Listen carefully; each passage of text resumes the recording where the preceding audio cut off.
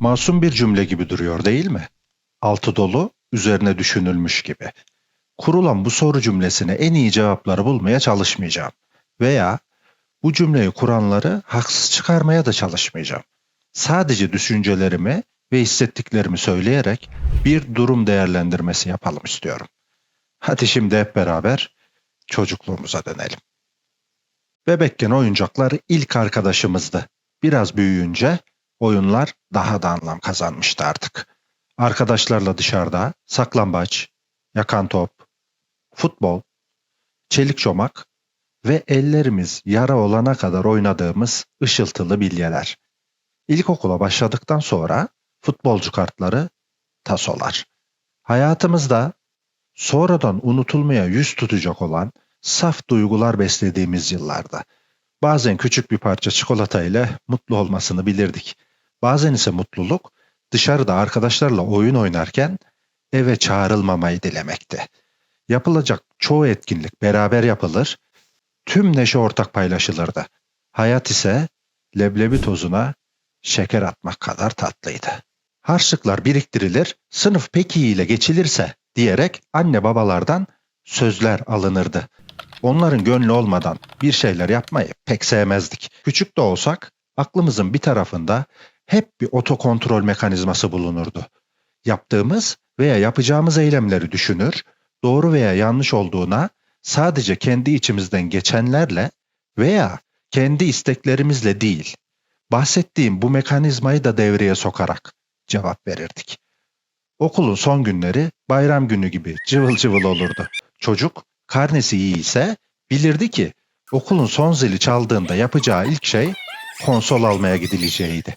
Bazılarımız ise anneleri tarafından saklanan konsolun saklandığı yerden çıkarılmasını bekleyecekti. Eğer saklanılan yer unutulmuş ise tüm ev üflerle püfler eşliğinde anne ile beraber aranacaktı. Bazılarımızın evine bu sayede oyun konsolları girdi. Bu kimimiz için gelip geçici bir hevesti. Kimimizinse hiç ilgisini çekmemişti. Kimimizse hayatının hep bir parçası olacak bir şeylerin başlangıcını yaşamaktaydı. Gün içerisindeki eylemlerinizi bir düşünün. Her ne kadar yaptığımız işler içerisinde farklılıklar olsa da genel olarak düşündüğümüzde hepimizin belirli döngüleri var. Hayat çoğu zaman kendi içinde yaptığımız tekrarlardan ibaret aslında. Bir rutin ve bu durumun içerisinde farklı şeyler yaparak daha farklı hissettiğimiz o küçük anlar. Hayatın akışı içerisinde yapmak için özel vakit ayırdığımız anlar. Bunları yaparken eğleniriz, zevk alırız, mutlu hissederiz. Rutinin dışına çıktığımız o an yenileniriz, dinleniriz. Suyun akışına bırakırız adeta kendimizi. Hayatın koşuşturması yolculuğunda küçük mutluluklardan mola vermek gibidir çoğu zaman. O yüzdendir ki her insanın biraz da olsa kendisine vakit ayırması gerektiğine inanırım. Oyunlar da bunlardan bir tanesi aslında. Peki mobil oyunlar, kağıt oyunları, okey mesela. Bunlarla ilgilenen de ciddi bir yetişkin kesim var.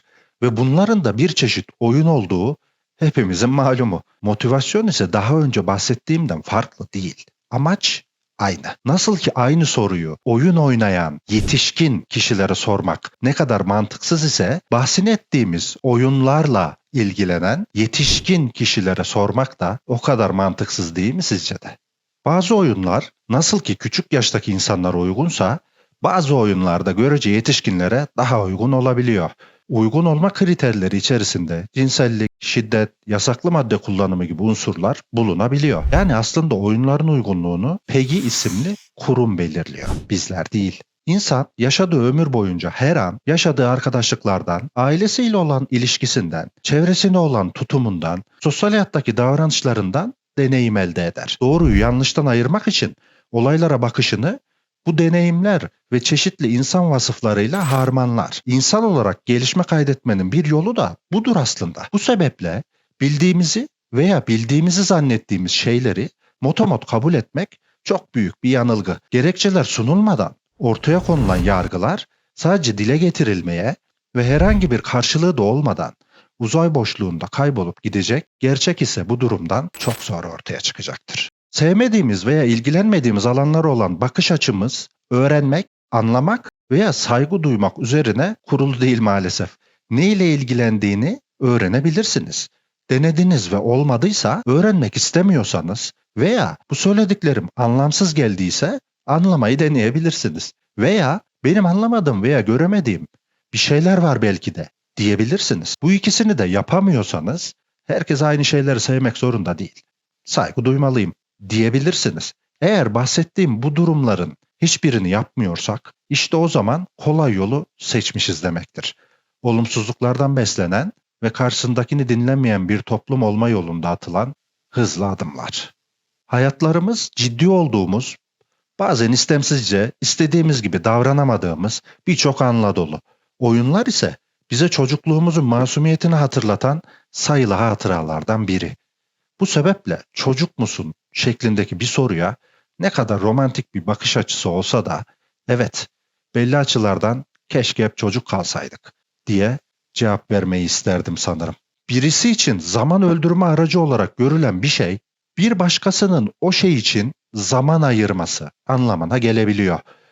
Bu şekilde bir yargıya varmak yanlış. Yani daha doğrusu eksik bir bakış açısı.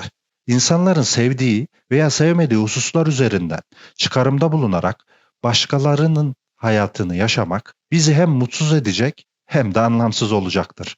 Çünkü karşımızdakini anlamak için çaba sarf etmezsek olduğumuz yerde kalırız. Ne ileriye bir adım atabiliriz ne de kendimizi doğru bir yöne kanalize edebiliriz.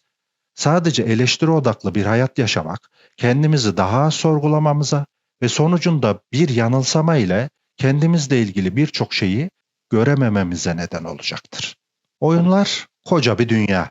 Kimimiz için hayatının hep bir parçası olacak olan bir şeylerin başlangıcı, o gün yaptığımız o tercihler birileri için bir hobiye veya alışkanlığa dönüşmüşse, yaptığımız şeyden keyif alıyorsak, sosyal çevremizle olan ilişki dengemizi de koruyabiliyorsak bunun nesi kötü olabilir ki?